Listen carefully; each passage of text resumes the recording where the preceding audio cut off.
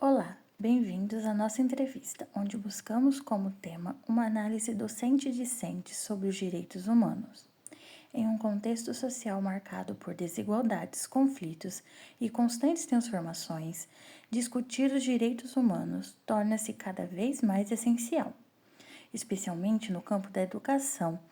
Mais do que um conjunto de normas, os direitos humanos representam princípios fundamentais que orientam a convivência coletiva, a garantia da dignidade e o respeito às diferenças.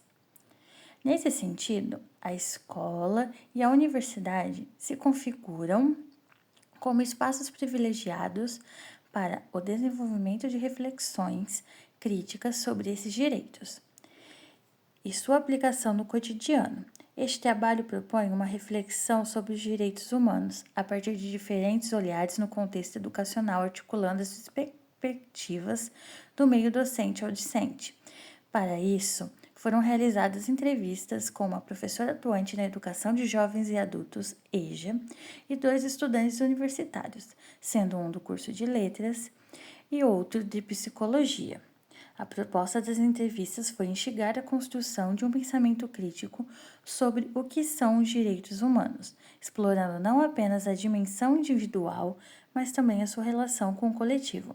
Além disso, buscou-se compreender os desafios enfrentados tanto no ensino quanto na sociedade, evidenciando como esses direitos são percebidos, discutidos e vivenciados nos diferentes espaços formativos. Primeira pergunta: quais os principais desafios enfrentados por estudantes da EJA? Um dos desafios enfrentados pelos discentes da EJA, podemos citar, seria não chegar após o início da aula. E isso ocorre pela distância do trabalho até a escola, o que é compreensível. Outro desafio é a necessidade da conclusão do curso, que é benéfico para a sua vida profissional. Assim, o estudante precisa estabelecer seus objetivos para conseguir o diploma. Podemos ainda pontuar se há em número suficiente docentes para enfrentar, muitas vezes, o terceiro turno ao assumir uma sala de aula da EJA, o que pode ocasionar um déficit na qualidade do ensino. Segunda, como você analisa a evasão escolar dos alunos da EJA? Podemos analisar a evasão escolar dos alunos da EJA pela motivação em concluir um curso. Eles precisam de foco, de persistência, para diariamente estar na escola. E cada um enfrenta um tipo de situação. Ou o trabalho é muito exaustivo. Então, cada um precisa enfrentar vários problemas, várias situações até chegar na sala de aula da EJA. Que estratégia você utiliza para estimular a participação e a permanência dos alunos da EJA? Bom, uma das estratégias são conteúdos baseados em assuntos profissionais. Vídeos de motivação, seminários também, onde todos participam interagindo entre si. Aí eles trocam a experiência, não é? E aquilo ali vai motivando, porque cada um escuta a história do outro, cada um fala nesse contexto. A quarta, como você avalia as políticas públicas voltadas para a educação? EJA. As políticas públicas voltadas para a educação EJA precisam constantemente de atualização para que o público-alvo possa ser beneficiado, não é? E essa seria uma das avaliações, né? Porque todo ano há uma mudança e aí precisamos estar comprometidos com as mudanças, né? Que é para levar uma educação de qualidade para o aluno que precisa dessa formação. Meu nome é Brenda, eu sou estudante do 8º semestre da faculdade UERGS, faço pedagogia aqui em Bagé, e essa entrevista ela é voltada para a matéria de Direitos Humanos. E então eu vou fazer algumas perguntas voltadas a isso. Você tem toda a liberdade de não responder alguma questão que você não quiser. Não tem resposta certa ou errada, é a sua opinião. Então vamos lá. Eu gostaria que você se apresentasse pra gente o seu nome, a profissão que você exerce ou você estuda. Boa noite, meu nome é Luigi, eu sou estudante da Unipampa, aqui no campus Bagé, do curso de Letras e Línguas Adicionais, Inglês e Espanhol, respectivas literaturas. Bem, agora eu vou começar com a primeira pergunta. Certo. O que significa para você viver com dignidade? Eu acredito que dentro da dignidade humana tem muita coisa inserida nesse contexto. As nossas garantias dos nossos direitos individuais, né? Direito à vida, direito à liberdade de expressão, vários direitos, entre outros. Eu acredito que viver com dignidade é ter esses direitos respeitados numa democracia, onde a gente possa exercer a nossa vida com esses direitos garantidos e, claro, respeitando o direito do próximo. Porque isso garante a nossa dignidade e a dignidade dos outros. Quando você ouve a expressão direitos humanos, qual é a primeira imagem ou situação que vem à sua mente?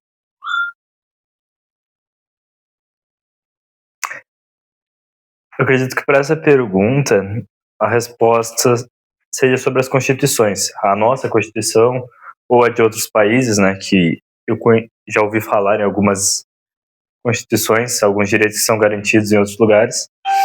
Então, a primeira coisa que eu penso em direitos humanos são as nossas constituições, que garantem os direitos que nós temos, direitos e deveres. E também penso na ONU, na Organização das Nações Unidas. Porque ainda que o trabalho da ONU seja falho, muitas vezes, em muitos lugares, a ideia seria ela assegurar os direitos humanos ao redor do nosso planeta. Quando, na verdade, muitas vezes ela é falha, como eu disse, né?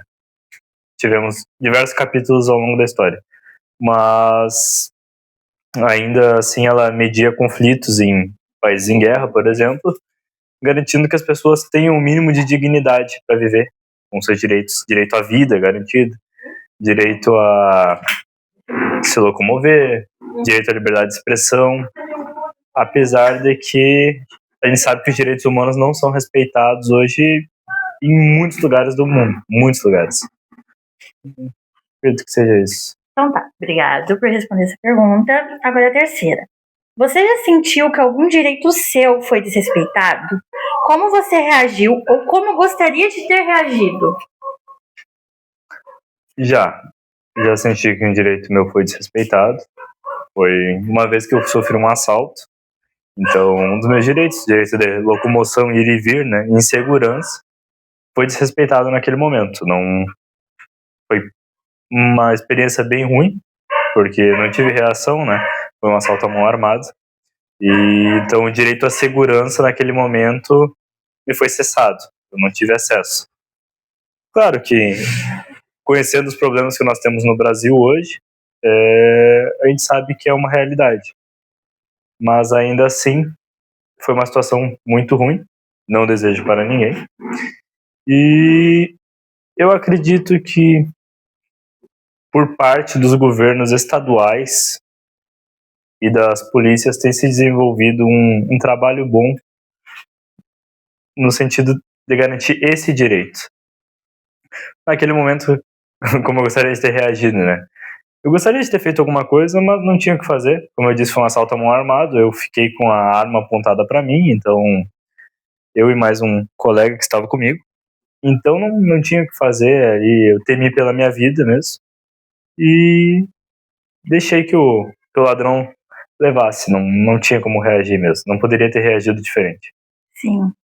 Bem, como podemos ensinar as crianças a respeitarem os direitos humanos sem que isso pareça uma lista de regras chatas? Eu acho que esse trabalho começa muito cedo, lá nos anos iniciais, na convivência em sala de aula. A gente pode citar, por exemplo, o respeito aos coleguinhas. Quando um está falando, o outro fica em silêncio, é o direito à fala, né? E direito, no caso, na nossa Constituição, é o direito à liberdade de expressão. E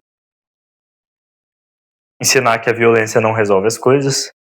Então, eu acho que essa aprendizagem em sala de aula, o convívio em sala de aula já vai trazer essa noção. E aí, claro, o professor sempre chamando a atenção para isso. E, eventualmente, o assunto de direitos humanos, essa pauta, ela pode surgir, o professor pode amplificar um pouco o acesso a esse tema. Mas o convívio em sala de aula, ele deve sempre seguir esse roteiro dos direitos humanos. Então, é isso. A convivência em sociedade, ela exige o respeito aos direitos do próximo e o cumprimento dos seus deveres. Então, eu acredito que seja isso. Desde novos, os pequenininhos já podem ter acesso a essa pauta, né? Sim.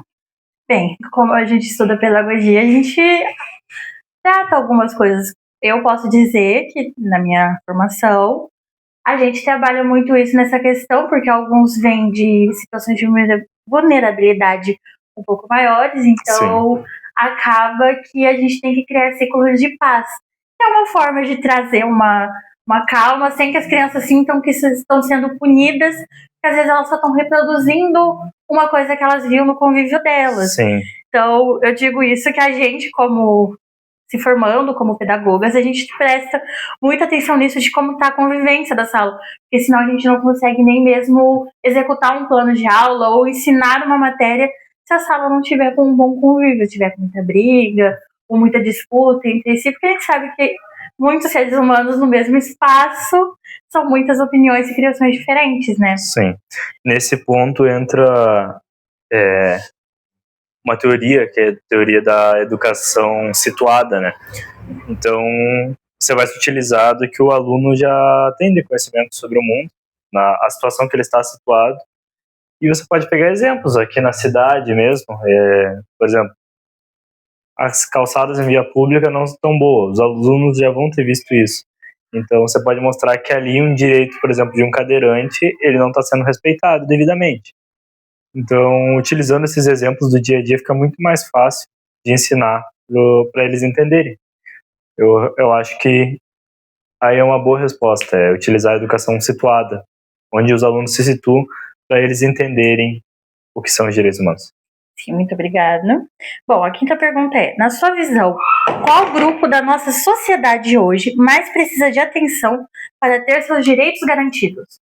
Eu acho que nós temos alguns grupos que muitas vezes não têm seus direitos garantidos, é claro. Tem sido feito um trabalho bem relevante em relação a isso.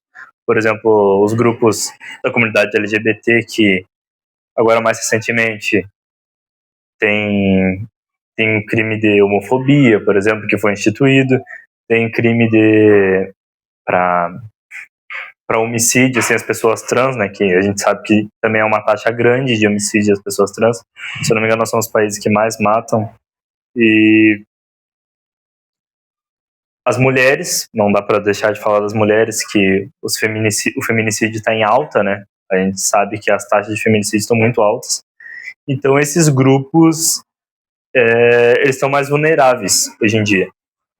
Mas eu vejo um trabalho sendo feito, ainda que não seja um trabalho tão eficiente, principalmente em relação das mulheres, porque a gente tem visto muitos casos acontecendo, e não está sendo um trabalho efetivo por parte do governo federal, muito, muito ruim, aliás, o trabalho do governo federal nesse sentido, e muito, muito ruim o trabalho do governo estadual nesse sentido. Eu vejo as polícias trabalhando para isso, que, por exemplo, nós temos na Brigada Militar a Patrulha Maria da Penha, na Polícia Civil nós temos as delegacias de atendimento à mulher, mas ainda assim a gente vê que não está sendo efetivo, que os números estão muito grandes. Se eu não me engano, ano passado nós tivemos 81 feminicídios no estado do Rio Grande do Sul. Então, a gente vê que esse grupo está muito vulnerável e a gente vê que podem ser tomadas medidas no âmbito político para resolver isso. Mais investimento nessa área, maior proteção à vítima, né? Quando ela denuncia, por exemplo, tomarem medidas preventivas para não deixar que o agressor tenha acesso a ela novamente, porque tem muitas mulheres que não denunciam, mas tem mulheres que denunciam e acaba não tendo uma medida efetiva para garantir a vida dela. Então, eu acredito que seja o grupo mais vulnerável hoje das mulheres, no direito à vida, eu digo, né? Claro, direitos humanos engloba muitos. Como eu falei, por exemplo, infraestrutura, muitas vezes nós somos falhos em infraestrutura para garantir o direito de um cadeirante, por exemplo, para ele se locomover pela cidade. Isso por todo o Brasil, é claro. E também pessoas com deficiência visual, muitas vezes. Então, diferentes grupos têm os seus direitos não são garantidos no dia a dia. Mas eu acredito que o principal direito, que é o direito à vida, realmente o grupo mais vulnerável são as mulheres hoje. E, como eu disse, grupos LGBTs têm cada vez mais está sendo trabalhado isso e está melhorando, né? A gente sabe que décadas atrás era pior, mas ainda assim tem trabalho a ser feito agora. Sim. Bem, olhando para trás, você acha que a humanidade está evoluindo ou retrocedendo no respeito ao próximo? Eu acredito que a humanidade esteja se evoluindo, até pelo que eu falei há pouco, que hoje em dia nós temos muitas leis que asseguram direitos que nós não tínhamos lá atrás. Ainda mais se olharmos para a década agora de 1900, por exemplo, as mulheres começaram a votar, era um direito que não tinha, o voto popular, né? Mas ainda vejo muita coisa a ser feita, o mundo está evoluindo, sim, mas vejo muita coisa a ser feita. No nosso país tem muita coisa a ser feita. E no exterior é pior ainda, porque a gente tem muitos países, né, que são verdadeiras ditaduras, China, Coreia do Norte, agora Irã, a gente tem vários exemplos. E que o direito, por exemplo, à liberdade de expressão não existe. Então, a humanidade está evoluindo, mas com ressalvas. Tem alguns países que estão puxando essa evolução e tem muitos países que estão atrasados. E no exemplo que eu citei, por exemplo, a China tem mais de 1 bilhão de pessoas. Se nós pensarmos que o mundo tem 8 bilhões de pessoas, a gente vê que uma parcela muito grande ainda da humanidade não vive com seus direitos assegurados. Então, é isso. Estamos evoluindo, mas tem muito o que caminhar ainda e muitos países que estão atrasados. Sim. Bem, 7ª pergunta. Qual pequena ação qualquer pessoa pode fazer hoje para fazer a sociedade um mundo mais justo?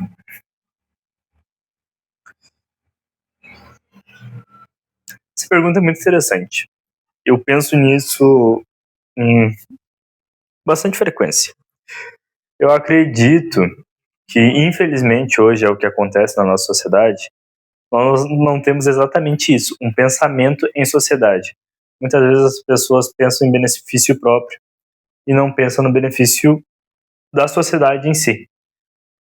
No dia a dia, se a pessoa estiver jogando um lixo ali na rua agora, ela não vai estar se prejudicando, ela vai estar prejudicando a todos. Por exemplo, ela joga esse lixo, ele pode entupir uma boca de lobo, quando chover, a água não escoa, vai inundar a casa de outra pessoa. Então, nós não temos um pensamento em sociedade hoje que é essencial. Eu acredito que se cada um colocasse a mão na consciência e pesasse as suas ações no dia a dia, não só em benefício próprio, mas em benefício de todos, né? Nós teríamos um mundo muito, muito melhor. E isso tem que ser ensinado para nossas crianças, porque, infelizmente, eu vejo isso hoje no Brasil inteiro. Eu já morei em alguns lugares do Brasil, né? E eu vejo isso no Brasil inteiro. Eu vejo isso aqui em Bagé, já vi isso lá no Norte, vi isso lá no Centro-Oeste, vi isso no Nordeste. As pessoas não têm esse pensamento da coletividade. Então, eu acho que é isso. Pensar com esse senso de coletividade e nortear as ações com responsabilidade para o benefício de todos. Sim, muito obrigada. Bem, a 8ª pergunta. Você acredita que o Brasil está no mesmo patamar internacional no quesito direitos humanos? Ou estamos atrasados ou avançados? Eu acredito que o Brasil esteja num patamar que eu considero bom. Eu considero bom, ainda que com ressalvas, né? Mas eu considero um patamar bom. Como eu disse, agora mais recentemente a gente teve muitas leis que foram criadas nesse âmbito de direitos humanos.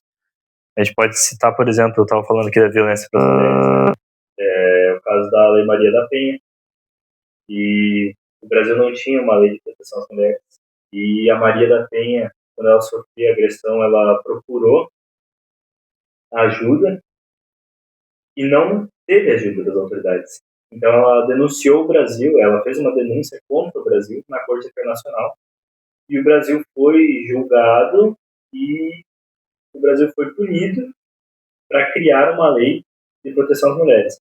Então, a gente vê que foi criado, ainda que não houve uma iniciativa para que fosse criado, mas criou-se a lei, isso que é importante, né, para garantir essa proteção a outras vítimas, outras eventuais vítimas. Então, eu vejo que o Brasil vem evoluindo, sim. Como eu disse antes, no quesito a pessoa LGBT vem evoluindo também. E as pessoas negras também vêm evoluindo. Então, eu vejo o Brasil com uma constante evolução. Ainda que direitos, como eu falei antes, a segurança, né, direito à vida, a gente sabe que é um problema hoje, a violência no Brasil é muito grande. Então, tem muita coisa para melhorar. Mas eu vejo o Brasil à frente de outros países, de muitos países, aliás, atrás de outros, é claro. Não somos, não estamos na primeira prateleira, mas estamos no segundo patamar ali. Mas nós estamos à frente de outros países, porque, como eu disse antes, nós temos ditaduras aí fora, onde as pessoas não têm direito à liberdade de expressão, não têm direito à saúde, não têm direito à dignidade alguma.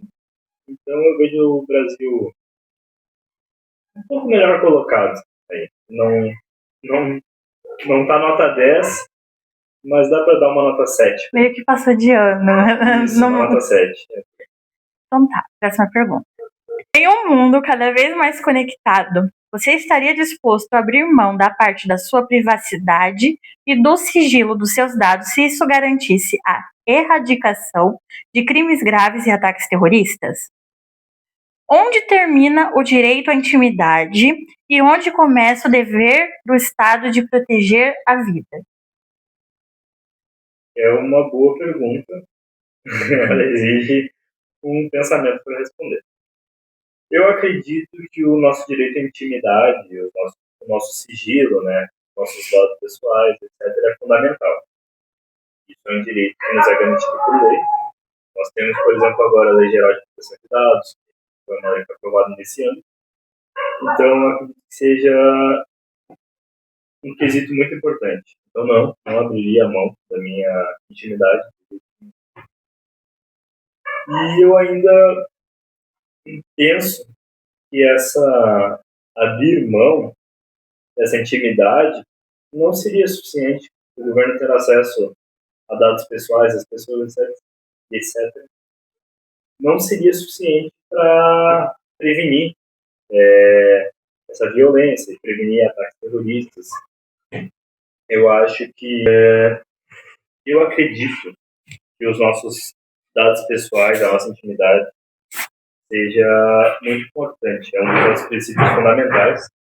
É garantido isso pela nossa Constituição. Agora, mais recentemente, nós tivemos a aprovação da Lei Geral de Proteção de Dados nesse ano. Então, eu não abriria a mão da minha intimidade. Ainda acho que não seja relevante abrir mão dessa intimidade, não me garantiria que o governo seria capaz de erradicar essa violência e erradicar ameaças terroristas, por exemplo. Mas eu penso que nesse âmbito que poderia ser feito pessoas já foram condenadas ou investigadas por isso, poderia haver um sistema que cruze esses dados, né? As pessoas já tiveram esses problemas, e que o governo fiscalizasse essas pessoas. O governo não vai fiscalizar daí o cidadão comum, ele vai fiscalizar alguém que já teve um histórico, e aí acredito que faça sentido essa pessoa não ter a sua privacidade violada, eu diria que é a privacidade violada, mas o governo vai ter acesso às informações dessas pessoas. Deixa eu ver se eu entendi. Então, é como quando acontece o caso de pedir quebra de sigilo do WhatsApp para poder investigar tal organização criminosa, seria mais ou menos isso. Que, tipo, garantir que todos que fossem presos por algum crime que tenha que meio que invadir a privacidade da pessoa, teria que investigar a privacidade dela e as pessoas com quem ela conversou à sua volta, para meio que criar conexões e saber descobrir? Não, eu não diria que você teria que investigar as pessoas à sua volta. Mas esse indivíduo, ele já teve um histórico de violência, ele já teve um histórico criminal. Então, o governo tem que ficar de olho nessa pessoa. O governo tem que ter uma lista dessa pessoa, que ela tem essa disposição a cometer um crime novamente.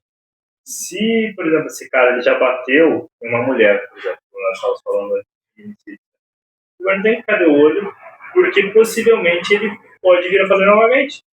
A gente já sabe que ele fez uma vez, claro que a pessoa pode se arrepender, mas ainda assim, ele pode ser que venha fazer de novo.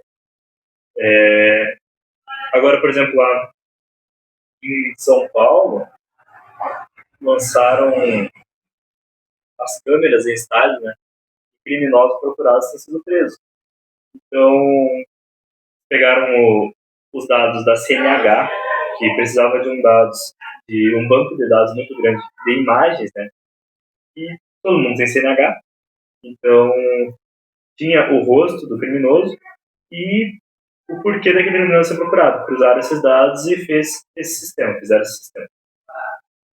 E nesse caso, é muito válido, sim, a quebra da privacidade desse criminoso para garantir que ele seja preso e retirado da nossa sociedade. Tirar ele da circulação da nossa sociedade. E qual o final da pergunta, por favor? Onde termina o direito à intimidade e onde começa o dever do Estado de proteger a vida? Eu acho que é exatamente aí nesse ponto, onde a pessoa ela cometeu algum crime, alguma coisa, e ela tem essa predisposição a fazer novamente. Então aí eu acredito que o Estado tem que intervir, tem que ficar de olho nesse indivíduo para garantir a segurança dos demais. Aí o direito à privacidade dele terminou no momento que ele feriu o direito de outra pessoa, e um direito importante, né, para ser algo criminal. Por exemplo, ele bateu em alguém, ele fez algo grave. Então aí sim, o Estado tem que intervir, o Estado tem que rechaçar. Sim. Os direitos humanos devem ser aplicados de forma idêntica em todos os países do mundo, ou devemos respeitar as tradições culturais e religiosas de cada povo, mesmo quando elas contrariam pontos da Declaração Universal? Existe uma moral ética que é superior à cultura de uma nação? Bom, é um ponto bem difícil de ser comentado, é um ponto polêmico. Eu acredito que os direitos fundamentais eles devem ser preservados sempre. A vida, a liberdade de expressão, a liberdade de locomoção sempre deve ser respeitada. Então isso sim, é universal. É claro que há países em que as culturas e as tradições, talvez elas vão em contramão do entendimento global do direito humano. A gente tem, por exemplo, na cultura da Índia, nós temos algumas coisas nesse sentido, por exemplo. Mas é claro, e aí entra um ponto que é meu, né? Por exemplo, na religião, a gente tem, na religião do islamismo, muitas vezes atos que são extremistas. Por exemplo, em relação às mulheres. A gente sabe que há previsão, por exemplo, na religião cristã, por exemplo, na religião islamismo, de mulheres receberem castigos no sentido de violência física. E aí é claro que isso fere direitos humanos e, na minha visão, é errado. Mas isso é algo que é da religião deles. E eu não consigo imaginar uma forma de ver isso mudando, porque os órgãos internacionais que nós temos, a ONU, por exemplo, não vai intervir nesse sentido. É algo que já está fundamentado na cultura deles, já veio da religião, mas entrou na cultura e já está fundamentado. Eu não consigo imaginar isso mudando. Mas é claro que isso fere direitos humanos e, na minha concepção, é errado. Não digo que todo islamismo seja errado, é claro.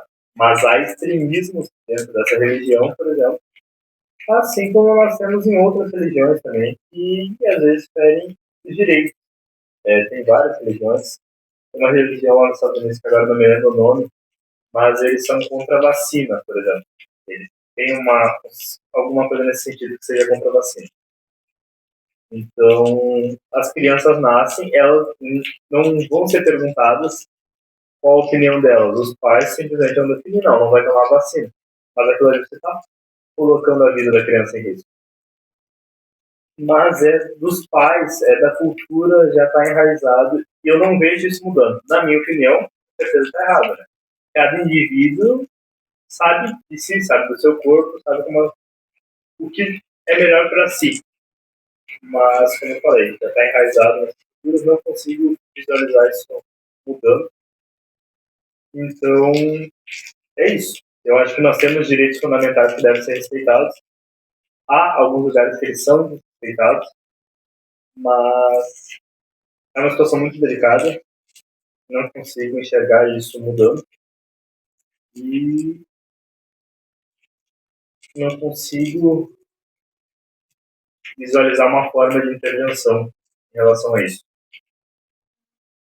Então, acho que é essa a resposta. Então tá, muito obrigada por fazer parte dessa entrevista. Agradeço. Certo, obrigado. Boa noite. Eu sou Brenda, sou estudante de pedagogia da UERGS, Bagé, e quero fazer algumas perguntas para você sobre direitos humanos. Fala seu nome, a sua profissão, o que você estuda, e não são perguntas muito difíceis. Se você não quiser responder algumas, você tem o direito. E a gente quer mais saber a sua opinião e o que você pensa e o que você sabe, tá bem? Ok. Eu me chamo Laércio Marques. Atualmente eu sou desempregado e sou estudante de psicologia. Ok. Bem, para nossa primeira pergunta, eu gostaria de saber o que significa para você viver com dignidade? Viver com dignidade, para mim, é a pessoa ter os seus princípios básicos. Moradia, alimentação, direito ao lazer, direito à saúde. Seria isso. É uma boa. Segunda, quando você ouve a expressão direitos humanos, qual é a primeira imagem ou situação que vem à sua mente? Imagem ou situação seria a pessoa ter, deixa eu ver, ter o direito de realizar o que ela pretende, desde que não fira outras pessoas. Sim. Você já sentiu que algum direito seu foi desrespeitado? Como você reagiu ou como gostaria de ter reagido a essa situação? Falar a verdade, hoje em dia a gente, vou falar por mim, tem muito direito que é basicamente desrespeitado. Seria o direito a uma saúde básica de qualidade, direito a uma educação de qualidade. E o que eu sinto é basicamente o que todo ser humano, principalmente o brasileiro, sente, que é protestar de alguma forma. Sim. Agora, Como podemos ensinar as crianças a respeitarem os direitos humanos sem que isso pareça uma lista de regras chatas? Como você acha que poderia ser feito? Ensinando para eles que cada pessoa tem suas diferenças. E com as diferenças, cada um deve respeitar o que para eles seriam diferente. Sim. Na sua visão, qual grupo da nossa sociedade de hoje mais precisa de atenção para ter seus direitos garantidos? Na sua visão, o que você acha? Um grupo de pessoas que precisam daquele cuidado maior. Falar a verdade, eu acho que todos os grupos deveriam ter o mesmo nível de atenção, mas hoje eu posso citar basicamente a causa LGBT, porque hoje em dia a sociedade ainda é bem preconceituosa, principalmente em relação a esse grupo. Olhando para trás, você acha que a humanidade está evoluindo ou retrocedendo no respeito ao próximo? Acho que retrocedendo. Por quê? Eu vou falar aqui que situações que meu pai conta de histórias passadas, que antigamente existia muito respeito entre os seres humanos.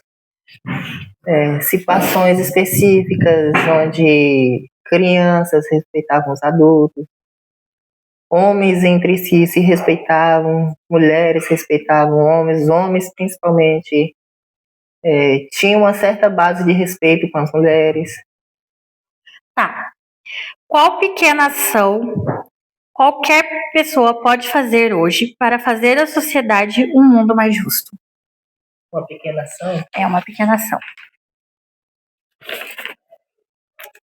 Eu vou resumir em uma palavra: respeitar. Porque é onde nasce o direito do ser humano, através do respeito. Você acredita que o Brasil está no mesmo patamar internacional no quesito direitos humanos? Ou estamos atrasados ou avançados? Atrasado? Por que você acha isso? Basicamente sobre os requisitos que eu apontei no início. Né? Educação básica é precária, a saúde oferecida é precária, saneamento básico, muitas cidades sofrem com isso, e entre outras questões que poderiam ser citadas, mas pelo que eu vejo, essas poderiam ser as principais. Tá. Em um mundo cada vez mais conectado, você estaria disposto a abrir mão da parte da sua privacidade e do sigilo dos seus dados se isso garantisse a erradiação de crimes graves e ataques terroristas? Onde termina o direito à intimidade e onde começa o dever do Estado de proteger a vida? Onde termina o direito à intimidade e onde começa o dever do Estado de proteger a vida? Eu falando por mim, eu acho que eu não. É uma questão meio difícil de responder. Sim. Entre abrir mão da própria intimidade. Não, é uma parcela da intimidade, Uma não parcela. Toda. Sim, uma parcela. Mas você, eu vou instigar você aqui um pouquinho. Quando a gente entra numa rede social, a gente já não tá dando essa parcela de intimidade nossa? Sim, realmente sim.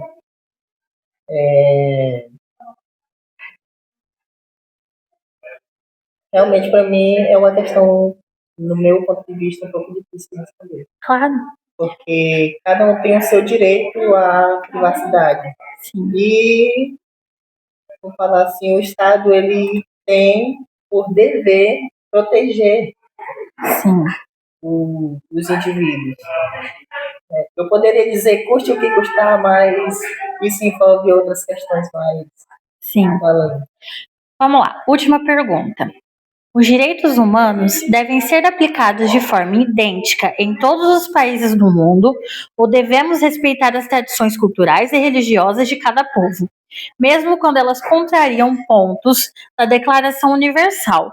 Existe uma moral ética que é superior à cultura de uma nação? Você acha? Não. Eu acho que não existe moral ética que seria superior à de outra. Mas então o seu ponto de vista é que você acha que as leis não devem interferir como uma região age, mesmo que isso fira algum direito humano. Basicamente, os direitos humanos seriam o direito à vida, direito à educação, direito ao saneamento, direito à saúde. Eu tomo